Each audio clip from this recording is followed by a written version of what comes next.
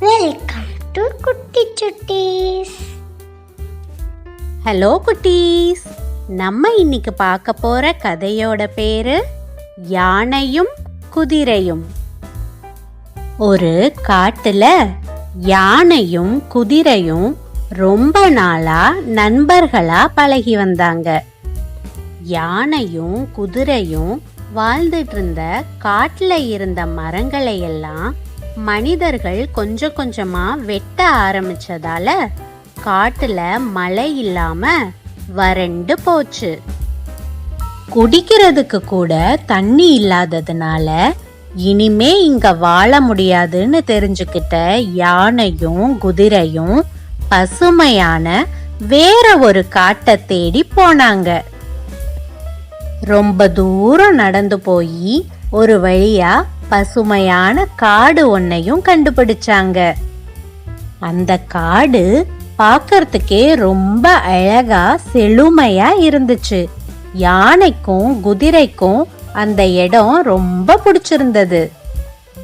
காட்டை தேடி ரொம்ப தூரம் நடந்ததால யானைக்கு களைப்பா இருந்துச்சு.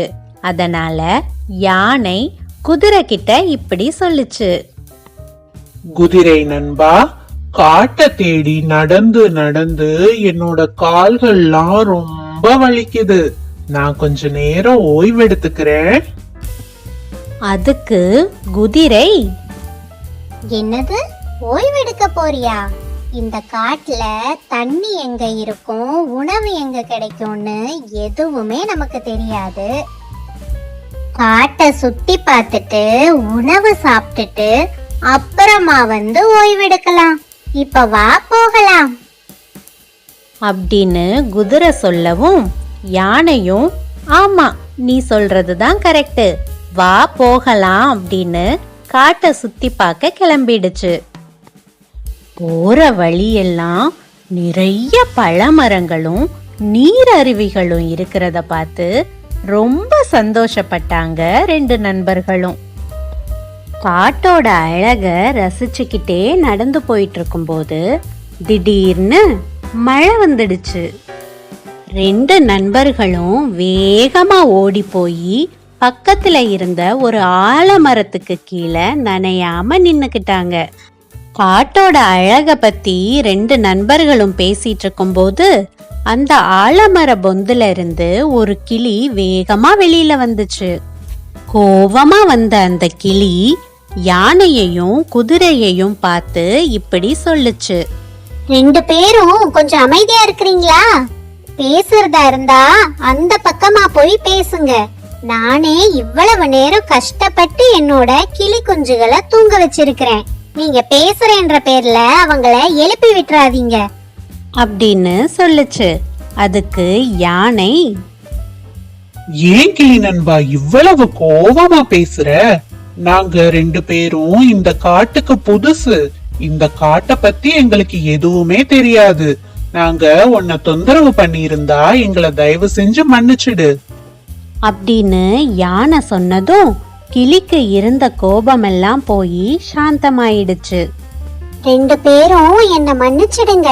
எங்க என்னோட குட்டிங்க உறக்கத்துல இருந்து எந்திரிச்சிடுமோன்ற பதட்டத்துல உங்களை நானு ரொம்ப கோவமா திட்டிட்டேன். இந்த காட்டுக்கு நீங்க புதுசா? இந்த காடு உங்கள மாதிரி என்ன மாதிரி நிறைய விலங்குகளையும் பறவைகளையும் வாழ வச்சிட்டு இருக்குது. இந்த காட்டை நம்பி வந்தவங்க யாருமே உணவுக்காகவும் தண்ணீருக்காகவும் கஷ்டப்பட்டதில்ல.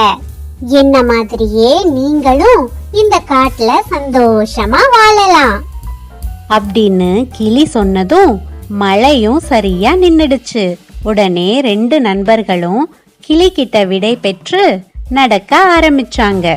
கொஞ்ச நாள் போனதும் இந்த செழுமையான காட்டுல உள்ள மரங்களையும் மனிதர்கள் கொஞ்சம் கொஞ்சமா வெட்டி அழிக்க ஆரம்பிச்சாங்க. இத பார்த்த காட்டுல இருந்த விலங்குகளும் பறவைகளும் மனுஷங்க காட்டை அழிக்கிறேன்ற பேர்ல அவங்களோட வருங்காலத்தை அவங்களே அழிச்சுக்கிறாங்க.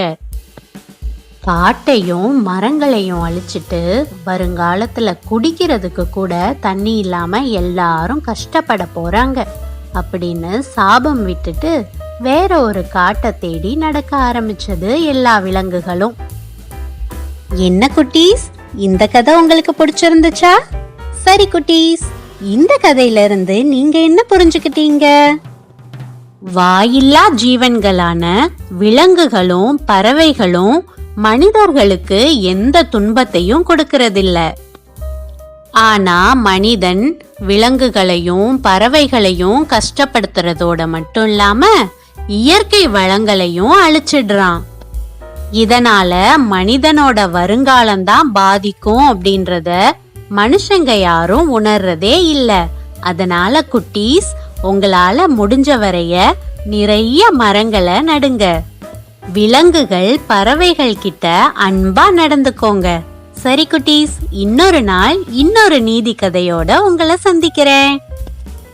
Thank you for watching.